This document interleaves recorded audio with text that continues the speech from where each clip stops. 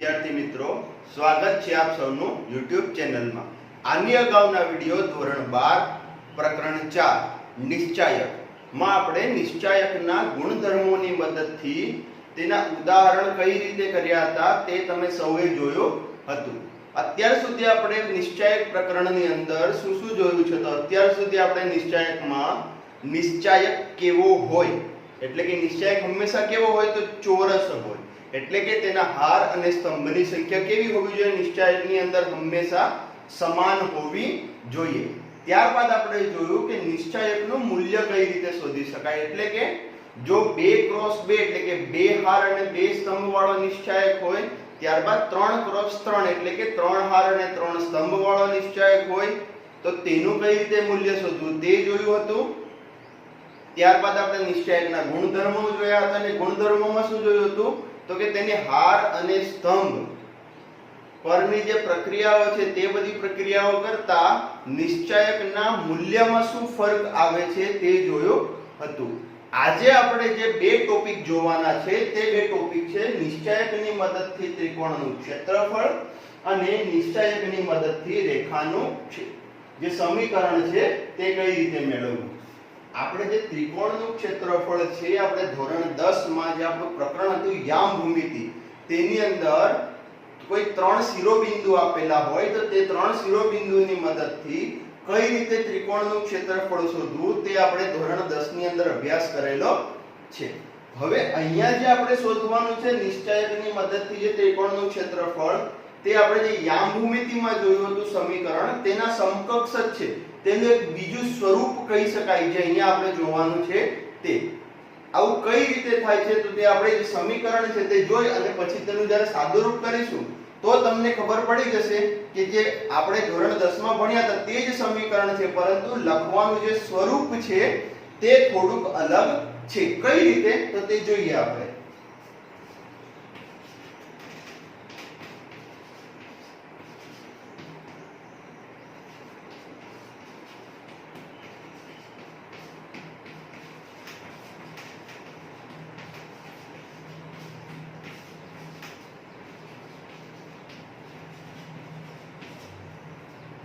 આપણને 3 શિરોબિંદુ આપેલા હોય અને એ 3 શિરોબિંદુ પરથી જો ત્રિકોણનું ક્ષેત્રફળ શોધવું હોય નિશ્ચાયકની મદદથી તો તે કઈ રીતે શોધી શકાય? તો ત્રિકોણ ABC નું ક્ષેત્રફળ બરાબર 1/2. ત્યારબાદ નિશ્ચાયકમાં ત્રણેય શિરોબિંદુઓને ગોઠવવાના છે. કઈ રીતે ગોઠવવાના છે તો તે ખાસ યાદ રાખવાનું કે જે પહેલું બિંદુ આપેલું હોય તે આપણી પહેલી હાર બનશે. કઈ રીતે? તો પહેલો ઘટક આવશે x યામ, બીજો ઘટક આવશે y યામ અને જે ત્રીજો ઘટક છે ફરજિયાત 1 લેવાનો છે.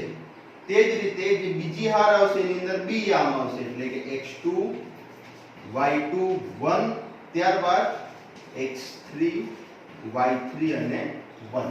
હવે જો આ નિશ્ચાયકનું મારે મૂલ્ય શોધવું હશે તો મારે સાદુરૂપ કરવું પડશે.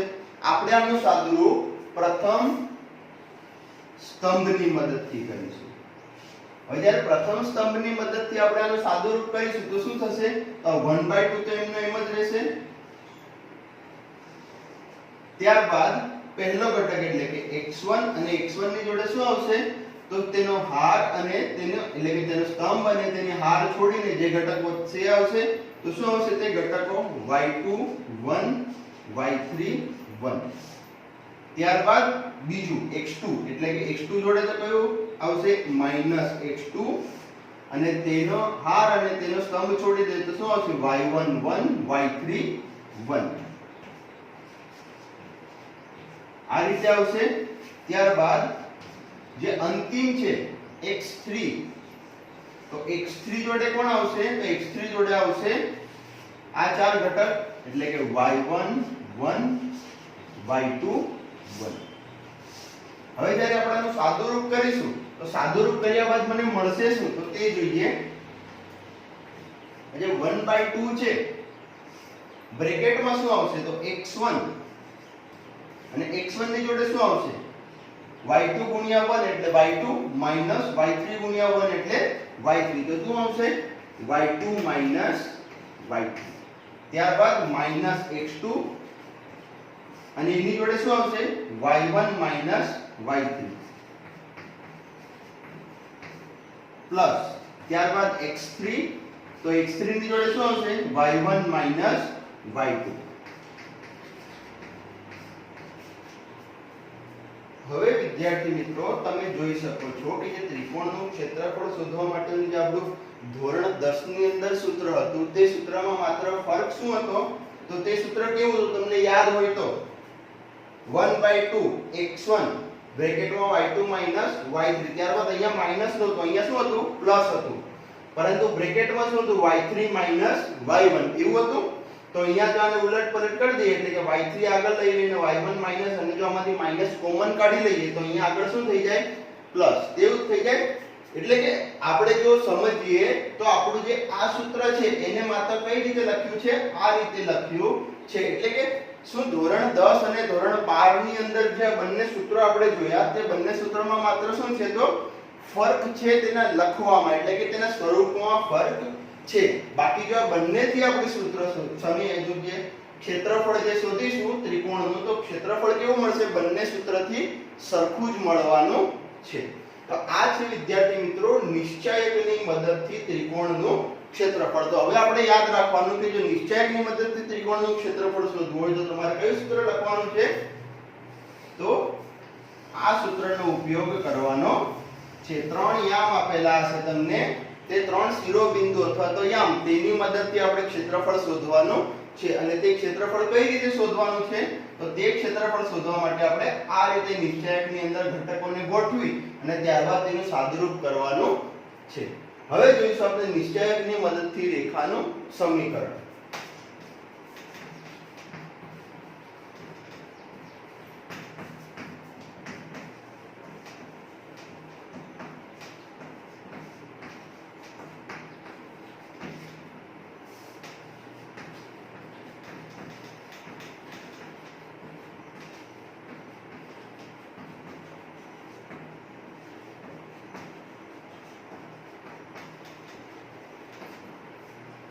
જે બે યામ છે આપણી પાસે a x1 y1 અને b x2 y2 માંથી પસાર થતી રેખાનું સમીકરણ આપણે શોધવાનું છે.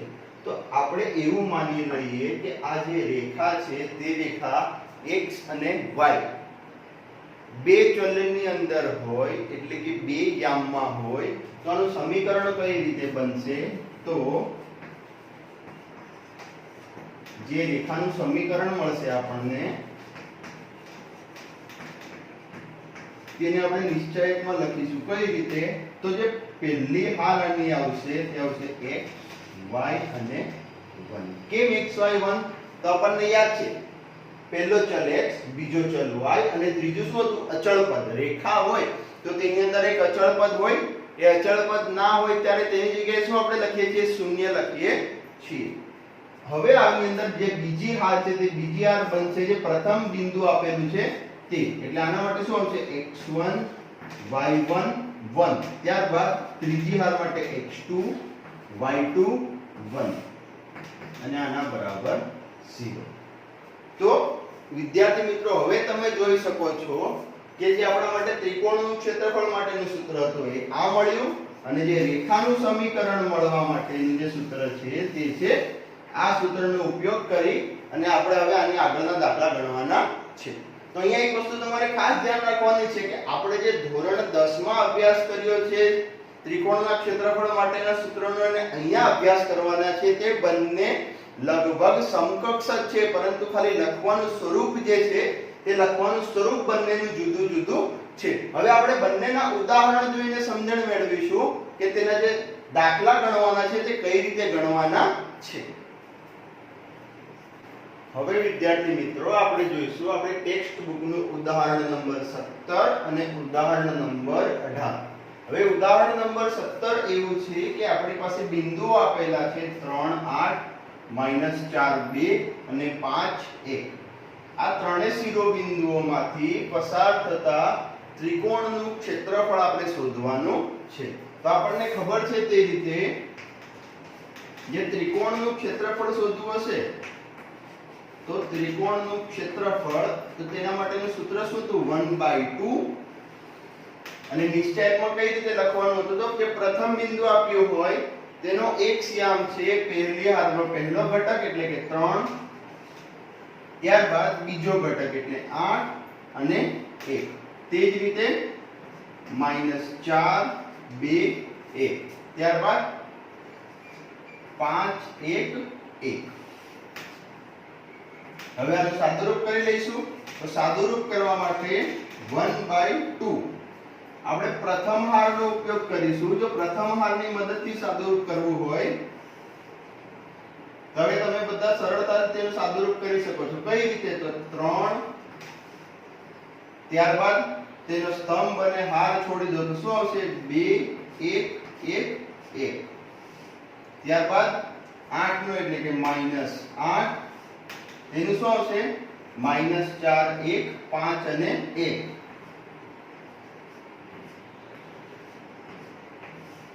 ત્યારબાદ +1 અને એની જોડે શું આવશે? -4 2 5 અને 1.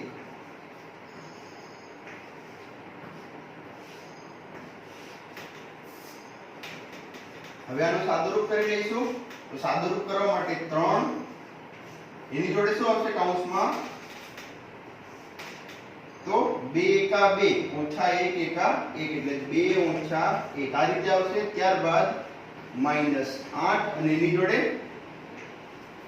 4 એકા 4 પણ કેવા 4? -4 ઓછા 5 એકા 5. ત્યારબાદ +1 અને એની જોડે શું આવશે? 4 એકા ફરી -4 ઓછા 5 દુ 10 આ રીતે આવશે. ત્યારબાદ 1/2 એની જોડે 3, 2 માંથી 1 જાય તો 1. ત્યારબાદ -8 અને એની જોડે -4 -5 એટલે કેટલા થઈ જશે? -9. ત્યારબાદ +1 અને એની જોડે -4 -10 એટલે કેટલા થઈ જશે? -14. હવે આ 1/2 ને અહીંયા સાદુરૂપ કરો તો કેટલા થશે? 3 એકા 3 ઓછા 9 આઠા કેટલા થઈ જશે? 72 પણ કેવા થશે? ઓછા ઓછા વત્તા 72 અને ત્યારબાદ ઓછા 14 આ રીતે આવશે. આ 1/2 હવે સાદુરૂપ કરો તો આપણે પહેલા 72 અને 3 એટલે કેટલા થઈ જશે? 75 એટલે થશે 75 ઓછા 14 તો કેટલા થશે? આ 1/2 અને બ્રેકેટમાં 75 માંથી 14 તમે બાદ કરી દો તો કેટલા મળશે આપણને? 5 માંથી 4 જાય તો 1 અને 7 માંથી 1 જાય તો 6 એટલે કેટલા મળ્યા? 61/2. તો આપણે જે ત્રિકોણનું ક્ષેત્રફળ હતું એ ત્રિકોણનું ક્ષેત્રફળ કેટલું મળ્યું? તો 61/2 એકમ. આ આપણા ત્રિકોણનું ક્ષેત્રફળ થયું. તો આ રીતે તમને જો 3 શિરોબિંદુ આપ્યા હોય તો 3 શિરોબિંદુની મદદથી તમે ત્રિકોણનું જે ક્ષેત્રફળ છે એ ક્ષેત્રફળ સરળતાથી શોધી શકો છો. હવે આપણે જોઈશું ઉદાહરણ નંબર 18. ઉદાહરણ નંબર 18 એવું છે કે આપણને બે શિરોબિંદુ આપ્યા છે A અને B. એટલે A છે 1 3 અને B છે 0 0 માંથી પસાર થતી રેખાનું સમીકરણ મેળવો તથા ત્રિકોણ ABD નું ક્ષેત્રફળ 3 એકમ થાય તેવું બિંદુ D K0 આપેલું છે. અને જો K0 આવું બિંદુ હોય તો K ની કિંમત શોધવાની છે. એટલે કે આ ઉદાહરણમાં આપણે બે અલગ અલગ દાખલા ગણવાના છે. કઈ રીતે? તો પહેલું છે કે રેખાનું સમીકરણ મેળવો અને બીજું છે K ની કિંમત શોધો. તો આપણે સૌપ્રથમ શું કરીશું? સૌપ્રથમ આપણે પહેલા રેખાનું સમીકરણ મેળવીશું. રેખાનું સમીકરણ મેળવવાનું છે તે કઈ રીતે મેળવીશું? તો તેના માટે આપણે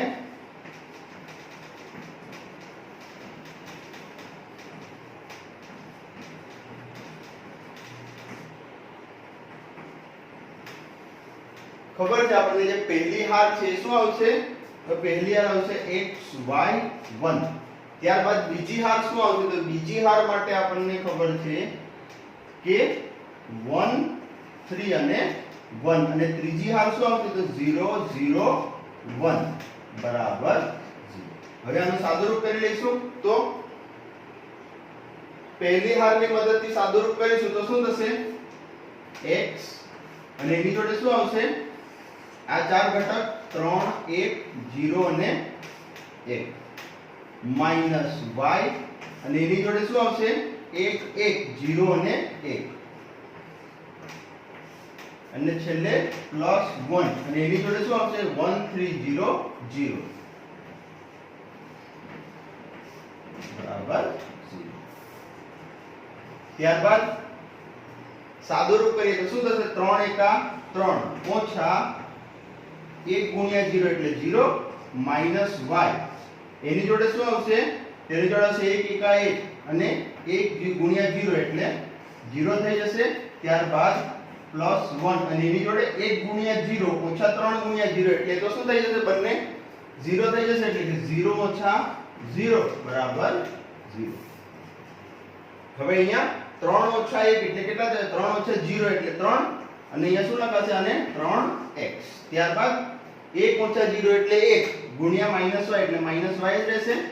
અહીંયા શું થઈ જશે 0 ઓછા 0 એટલે 0 ગુણ્યા 1 પણ શું થઈ જશે તો આખું 0 થઈ જશે બરાબર 0. એટલે આપણી રેખાનું સમીકરણ શું મળ્યું 3x y બરાબર 0. હવે આપણે શોધવાનું છે કે ત્રિકોણ ABD નું ક્ષેત્રફળ 3 એકમ થાય તેવું બિંદુ આપણને D આપેલું હોય તો તેના માટે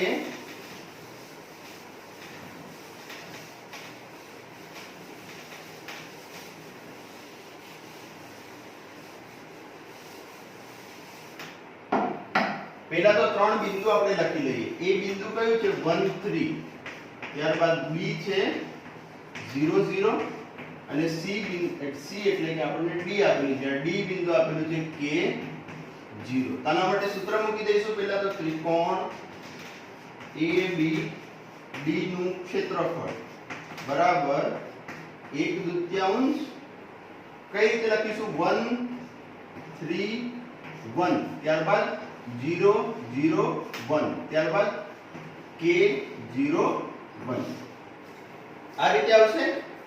હવે આનું સાદુરૂપ કરીએ. ત્રિકોણનું ક્ષેત્રફળ કેટલા એકમ છે આપણી પાસે 3 એકમ છે બરાબર 1/2. હવે આનું સાદુરૂપ કરવાની શરૂઆત કરીએ તો 1 અને એની જોડે શું આવશે 0 1 0 1 -3 અને એની જોડે શું આવશે 0 1 K 1 અને છેલ્લે +1 અને એની જોડે શું આવશે 0 0 K 0.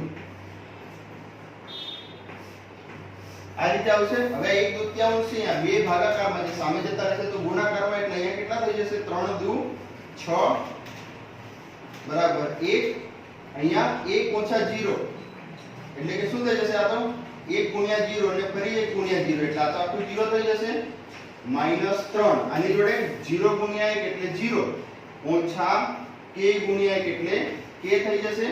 ત્યારબાદ 1 અને બ્રેકેટમાં 0 0 એટલે 0 અને આ પણ 0 એટલે એ મળશે શું 6 બરાબર આ પણ 0 થઈ જશે -3 અને 0 ઓછા k એટલે ઓછા k વધશે ને આ પણ 0 થઈ જશે.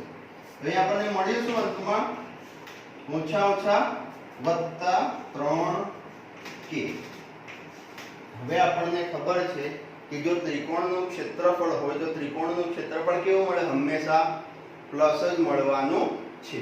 તો આપણે આના માટે શું લેવું પડે અહીંયા માનાંક લેવું પડે.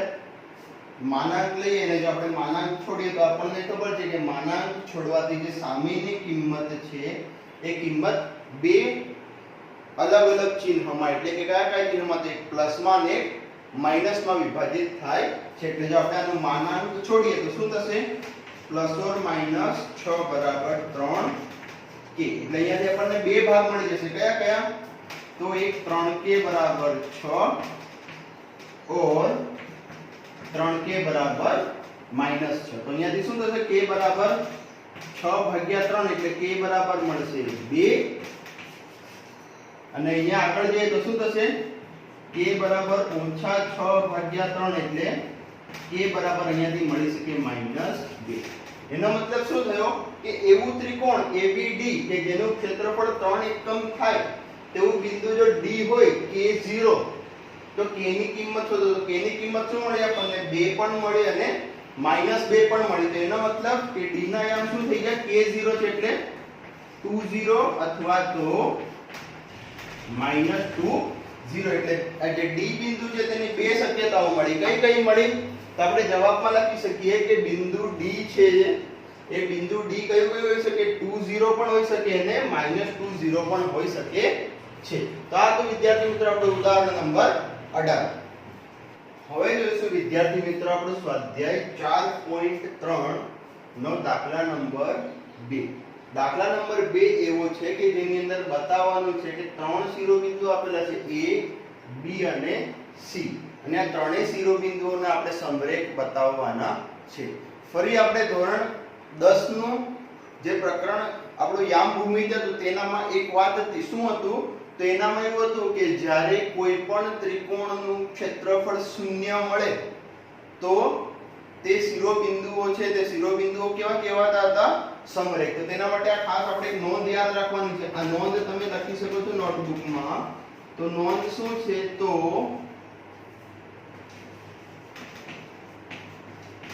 જે આપેલા શિરોબિંદુઓ હોય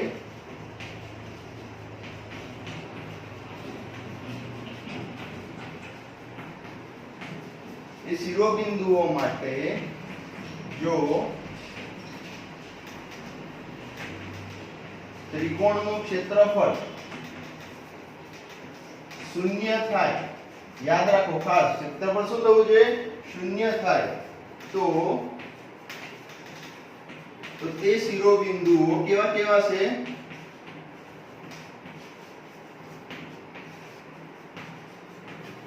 સમરેખ થાય. આ તમારે નોંધ યાદ રાખવાની છે. શું યાદ રાખવાનું છે? તો ખાસ ત્રિકોણનું ક્ષેત્રફળ શૂન્ય થાય તો તે શિરોબિંદુઓ કેવા છે? સમરેખ કહેવાય. હવે આપણે જે ત્રણ શિરોબિંદુ આપેલા છે a b c તેના ક્ષેત્રફળ શોધવાનો પ્રયત્ન કરીએ. ત્રિકોણ a b c નું ક્ષેત્રફળ, તેના માટે સૂત્ર 1/2. ત્યારબાદ શું આવશે? તો a b + c અને 1. ત્યારબાદ b c + a અને 1 અને છેલ્લે c a + b અને 1. આપણે હવે કરવાનું છે શું? તો આ ત્રણ શિરોબિંદુઓનો જે મારે સમરેખ બતાવવા હોય તો તમારે માત્ર એટલું બતાવી દો કે આ ભાઈ ચલો નિશ્ચાયકનું મૂલ્ય 0 થઈ જશે તો આ ત્રિકોણનું ક્ષેત્રફળ પણ શું થઈ જશે? 0. અને જો ત્રિકોણનું ક્ષેત્રફળ 0 થઈ જશે તો આ ત્રણેય શિરોબિંદુઓ કેવા થઈ જશે? ત્રણેય શિરોબિંદુઓ સમરેખ થઈ જશે. તો તેના માટે શું કરીશું હવે? તો આપણે કોલમની પ્રક્રિયા કરવાની છે. આની અંદર શું કરવાની છે? તો જે બીજા નંબરનો કોલમ છે તેની અંદર જે પહેલો કોલમ છે આ a b અને c એને 1 વડે ગુણીને આપણે ઉમેરી દઈશું. જો હું બીજા નંબરના કોલમમાં પ્રથમ કોલમને 1 વડે ગુણીને ઉમેરું તો શું થશે? પ્રથમ કોલમ તો એમનો એમ જ રહેશે, પરંતુ બીજા કોલમમાં આ a છે અને આ b + c માં ઉમેરું તો શું થઈ જશે? a + b + c. ત્યારબાદ અહીંયા પણ c + a અને + b એટલે ફરી a + b + c. ત્યારબાદ ફરી અહીંયા a + b + c અને અંતમાં શું આવશે? 1 1 અને 1. આવું થશે. એટલે શું થઈ ગયું? જો અહીંયા જે ત્રણેય ઘટકો છે બીજા કોલમના એ કેવા મળી ગયા? મને સરખા મળી ગયા. તો હું ત્રણેયને કોમન કાઢી શકું બહાર તો શું નીકળશે? a + b + c કોમન નીકળી જશે અને અંદર શું વધશે? તો પ્રથમ કોલમમાં તો a b c એમ જ વધશે. અહીંયાથી ત્રણેયમાંથી જો a + b + c નીકળી ગયા બહાર ઘટકો તો શું વધશે? અહીંયાથી 1 1 અને 1. ત્યારબાદ અહીંયા પણ 1 1 અને 1. તો હવે તમે જોઈ શકો છો કે આપણો જે નિશ્ચાયક છે તેની અંદર બે ઘટક એટલે કે બે કોલમ કેવા થઈ ગયા? સરખા થઈ ગયા. અને જો બંને કોલમ સરખા થઈ જાય તો શું થઈ જાય? એનું મૂલ્ય 0. કારણ કે c2 = c3 છે. આ આપણે ગુણધર્મોમાં અભ્યાસ કર્યો છે કે જો કોઈ પણ નિશ્ચાયકના બે સ્તંભ અથવા તો બે હારના અનુરૂપ ઘટકો સમાન હોય તો તેનું મૂલ્ય કેવું થઈ જાય છે? 0 થઈ જાય છે. તો આપણે જે આપણી નોંધ હતી તે પ્રમાણે કે ત્રિકોણનું ક્ષેત્રફળ શૂન્ય થાય તો તે બિંદુઓ કેવા થઈ જાય? સમરેખ. તો આપણે જે ત્રિકોણ ABC નું ક્ષેત્રફળ છે કેવું થઈ ગયું? શૂન્ય. તો તમે છેલ્લે લખી શકો કે માટે જે ત્રણેય શિરોબિંદુઓ છે, શિરોબિંદુ A, B અને C ત્રણેય કેવા છે? સમરેખ છે. હવે વિદ્યાર્થી મિત્રો આપણે જોઈશું સ્વાધ્યાય 4.3 નો દાખલા નંબર 3.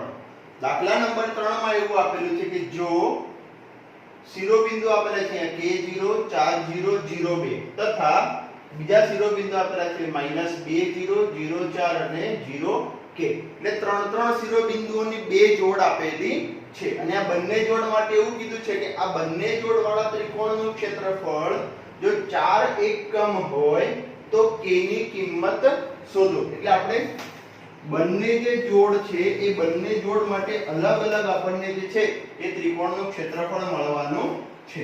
તો પહેલા આપણે પહેલા શિરોબિંદુઓ માટે K0 4 0 અને 0 2 માટે વાત કરીએ તો આના માટે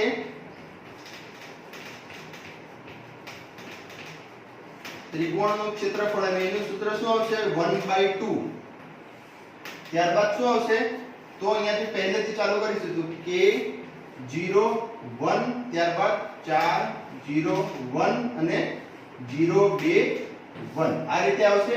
હવે ત્રિકોણનું ક્ષેત્રફળ તો આપણને પહેલેથી કહી દીધું છે 4 એકમ. એટલે અહીંયા શું આવી જશે? ત્રિકોણનું ક્ષેત્રફળ એની જગ્યાએ 4 બરાબર 1/2. આનું સાદુરૂપ કરીએ તો શું થશે? પહેલું k પ્રથમ હારની મદદથી કરીશું આપણે તો k અને એની જોડે શું આવશે? 0 1 2 1. ત્યારબાદ -0 0 જોડે કશું લખવાનું રહેતું નથી કારણ કે 0 જોડે તેનો ગુણાકાર સાથે થશે તો શું થઈ જશે? 0 થઈ જશે. માટે છેલ્લે +1 અને એની જોડે શું આવશે? એનો સ્તંભ અને એની હાર છોડી દો તો શું વધશે? આ ચાર ઘટકો 4 0 0 2 આ રીતે વધશે. આપણા 2 ને અહીંયા લઈએ તો શું થઈ જશે? 4 2 8.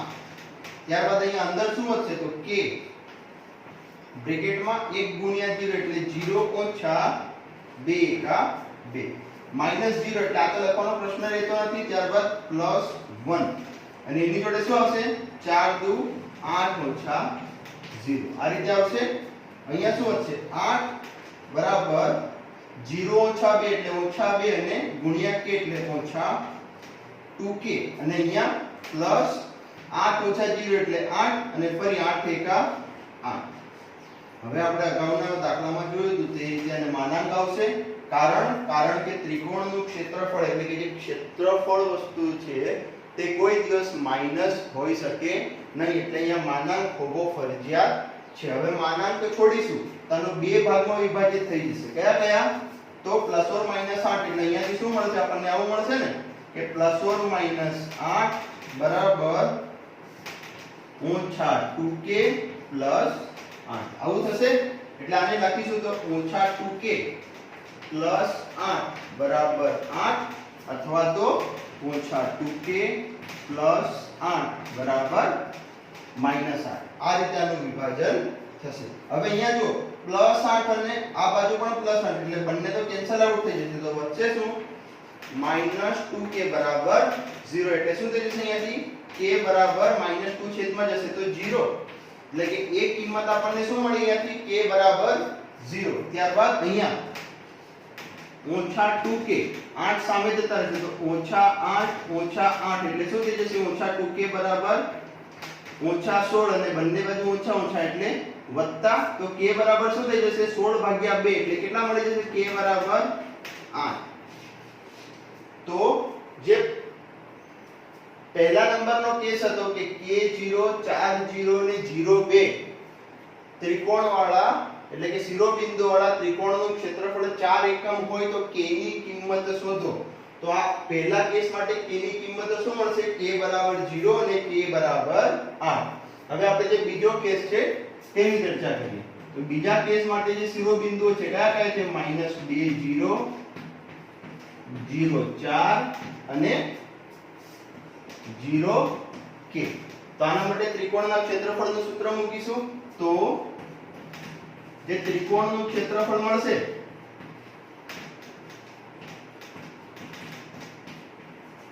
એક દુત્યાંશ અને શું આવશે અહીંયા તો -2 0 1 ત્યારબાદ 0 4 1 અને છેલ્લે 0 k 1 આ રીતે આવશે।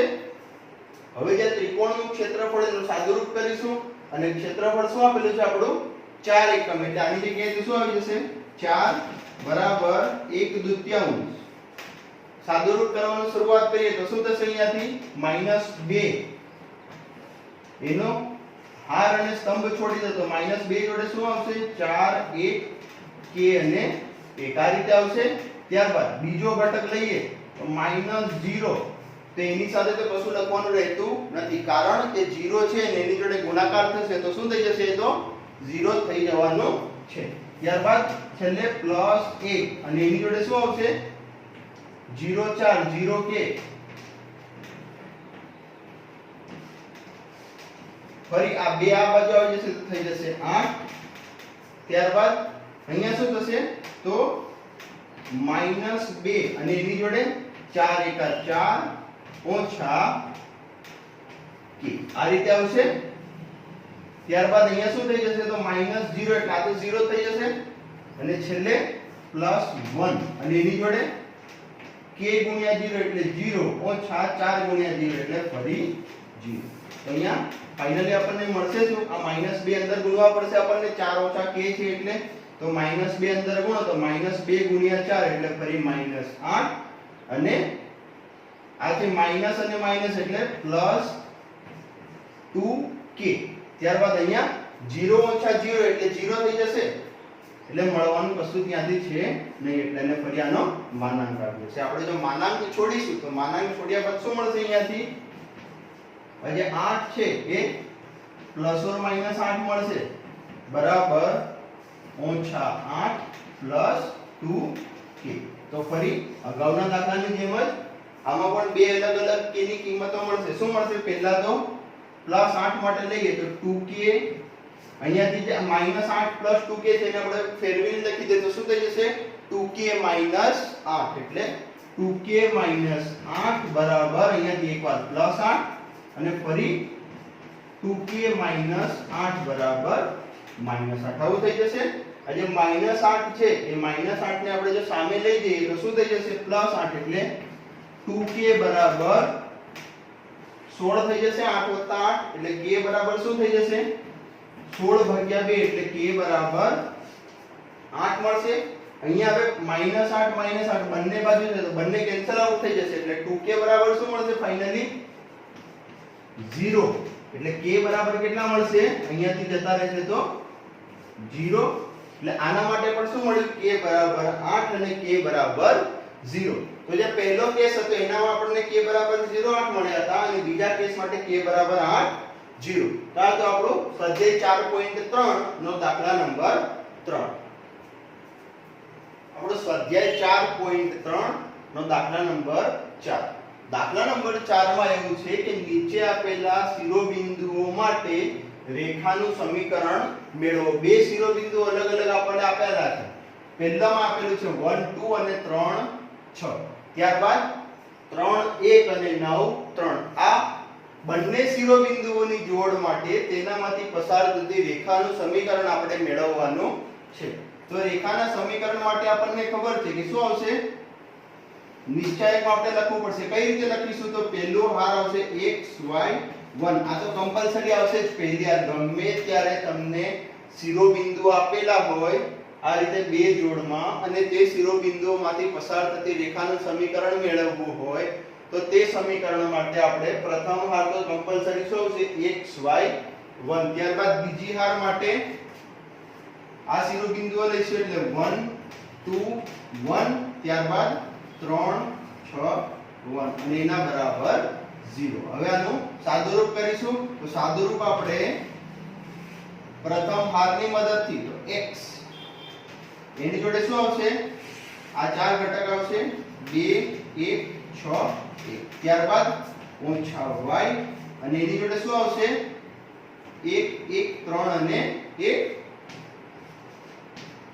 અને અંતમાં +1 અને એની જોડે શું આવશે 1 2 3 અને 6 બરાબર 0.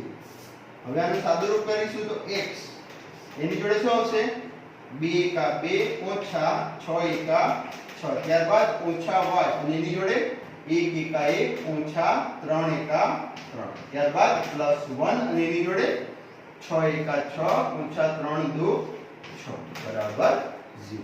હવે અહીંયા x 2 ઓછા 6 એટલે ઓછા 4 થઈ જશે. ત્યારબાદ ફરી ઓછા y અને એની જોડે 1 ઓછા 3 એટલે ઓછા 2 આવું થઈ જશે +1 અને અહીંયા 6 ઓછા 6 એટલે આ તો શું થઈ જશે 0 બરાબર 0. હવે અહીંયા ઓછા 4 ગુણ્યા x એટલે ઓછા 4x ત્યારબાદ ફરી ઓછા ઓછા વત્તા કેટલા વધશે અહીંયાથી 2y અને બરાબર 0. આમ જોવા જાય તો આપણને આ રેખાનું સમીકરણ મળી જ ગયું છે, પરંતુ આ બંને જે સહગુણકો છે આ બંને સહગુણકોને કોમન આપણે બંનેમાંથી કોમન કાઢી શકીએ છીએ અથવા તો એને 2 વડે આપણે ભાગી શકીએ છીએ. તો આ બંનેમાંથી આપણે જો 2 કોમન કાઢી લઈએ અને જે પ્રથમ ચલ છે x એનો સહગુણક માઈનસ છે તો એને આપણે પહેલા પ્લસમાં ફેરવી દઈશું. તો શું થઈ જશે અહીંયાથી આ બંનેમાંથી આપણે -2 કોમન કાઢી લઈએ. જો -2 કોમન કાઢીશું તો શું વધશે અહીંયાથી -4 છે -2 નીકળી જશે તો કેટલા વધશે 2x અને અહીંયા +2 હતા -2 નીકળ્યા તો પ્લસ હતો એની જગ્યાએ શું થઈ જશે -y વધશે બરાબર 0 અને ત્યારબાદ -2 જે સામે જતા રહેશે તો એ પણ શું થઈ જશે 0. એટલે ફાઇનલી આપણને સમીકરણ શું મળ્યું રેખાનું તો 2x y બરાબર 0. એટલે ફાઇનલી તમે જવાબ શું લખી શકો છો તો 1 2 3 6 માંથી પસાર થતી રેખાનું સમીકરણ 2x y બરાબર 0 થાય. હવે આપણે આ શિરોબિંદુઓ માટે જોઈશું. તો આના માટે પણ અગાઉ કર્યું તે જ રીતે x y 1 ત્યારબાદ 3 1 1 અને છેલ્લે 9 3 1 બરાબર 0. હવે આના માટે પણ સાદુરૂપ કરીશું તો શું થશે પહેલા x એની જોડે શું આવશે 1 1 3 1 ત્યારબાદ ઓછા y અને એની જોડે શું આવશે 3 1 9 1